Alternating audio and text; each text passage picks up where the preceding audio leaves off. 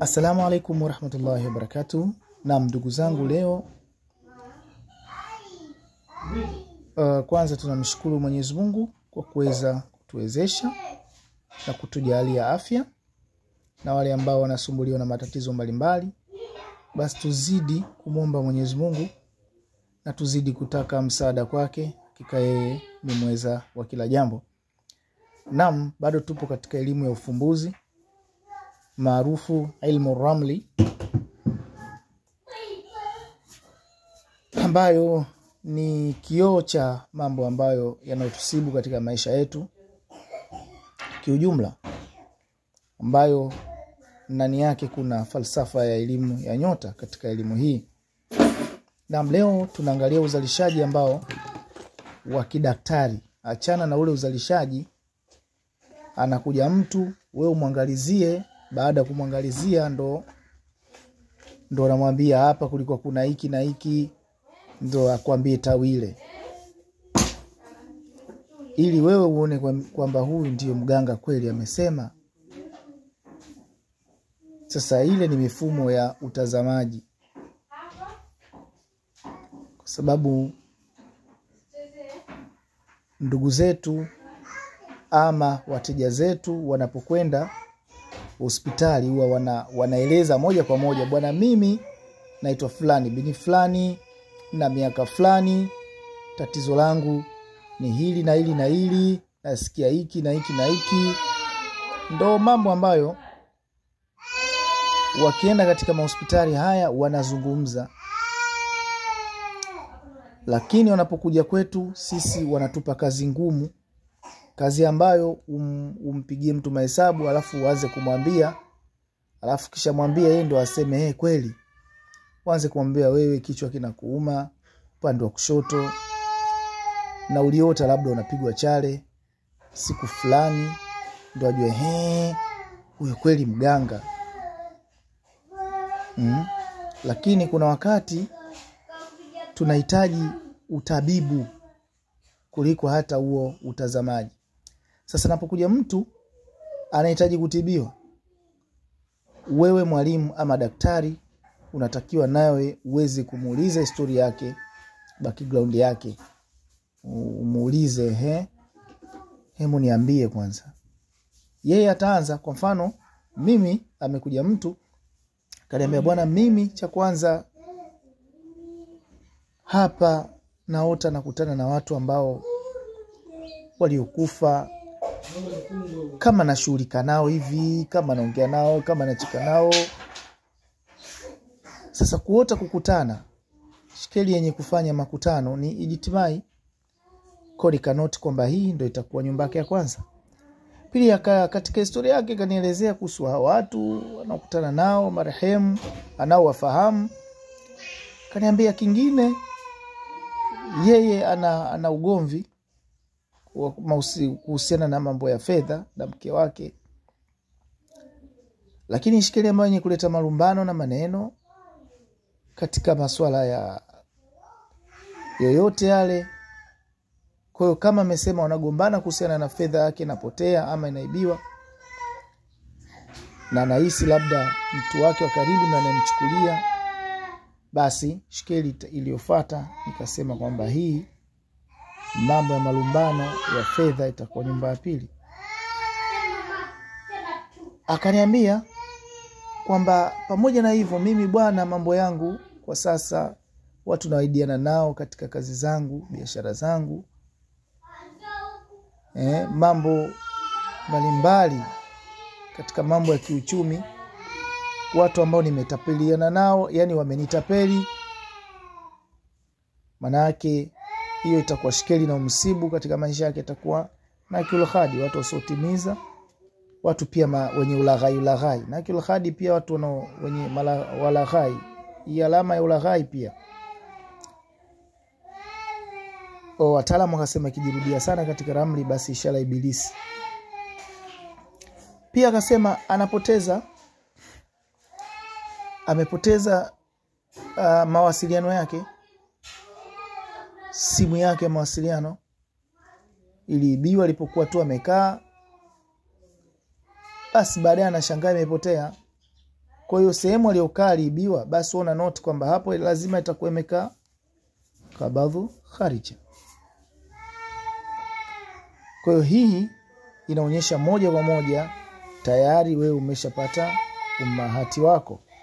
Kwa namba 5 atakuwa huyo, namba 6 atazalisha kawaida huyo, namba 7 atakuwa huyo, namba 8 atakuwa huyo, namba 9 atakuwa huyo, namba 10 atakuwa huyo, namba 11 atakuwa huyo, namba 12 atakuwa huyo, namba 13 atakuwa huyo, namba 14 atakuwa huyo, namba 15 atakuwa huyo. Hatima yake itakuwa hiyo, na ndo kitu ambacho yeye kinachomsibu pamoja na yote ni huku kupotelewa kwa milango yake ya fedha, uchumi wake kupotea.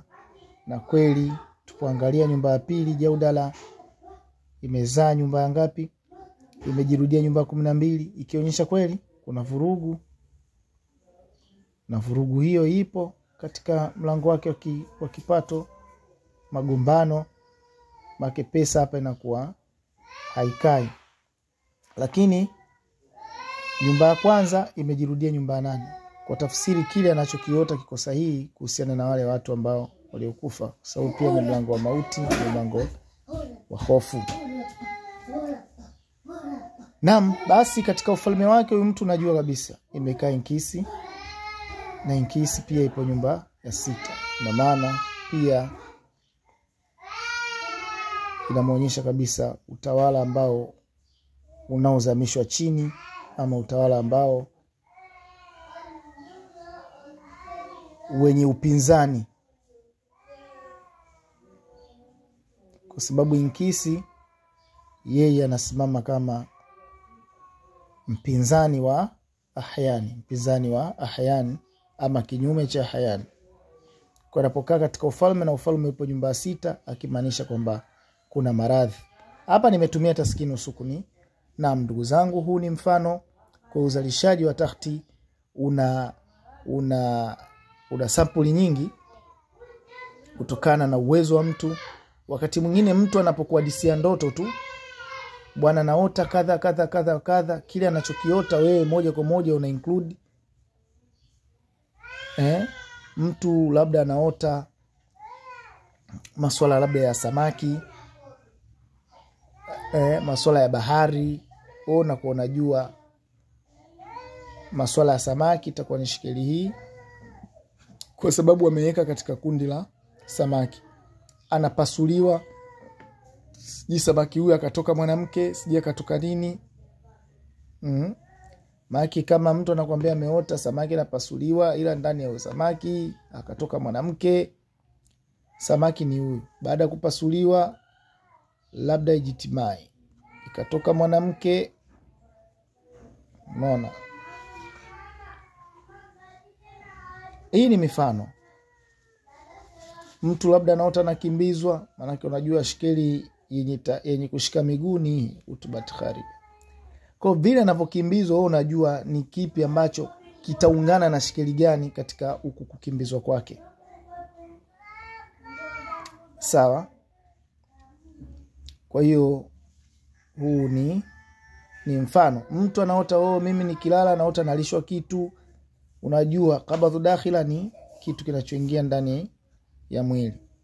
Kitu anacholishwa kama ni chochote kile, wewe utakipa shikeli kutokana na atakachokuambia naota analishwa nini. Kama ni vyakula, unajua kabisa mtu anapolishwa basi lazima shikeli ya qabadhu dakhila iwepo. Vitu labda analishwa kwenye makaburi, unajua kabisa maili shikeli nkisi kwenye mashimo humo. Kwa hiyo itakayotoka unajua kabisa humra, unajua kabisa huyu anasumbuliwa na huyu jini mbaya, jini wa kichawi. Kwa hiyo hii ndio elimu ambayo itaweza kufungua wewe, na katika Mfumo huu ni mfumo wa kitabibu. Achana na hayo mambo yenu baka mganga akupigie ndo wewe umwambie tawile. Hayo mambo yashapitwa na wakati. Kwa sasa hizi tunajikita zaidi katika masuala ya tiba. Kutokana na mtu ndoto anazoota, unakuwa unajua kabisa ndoto hii huyu katika maisha yake imesimama shikeli fulani ndio inayomuongoza, ndio ambayo labda shikeli hiyo inamharibia, unafahamu?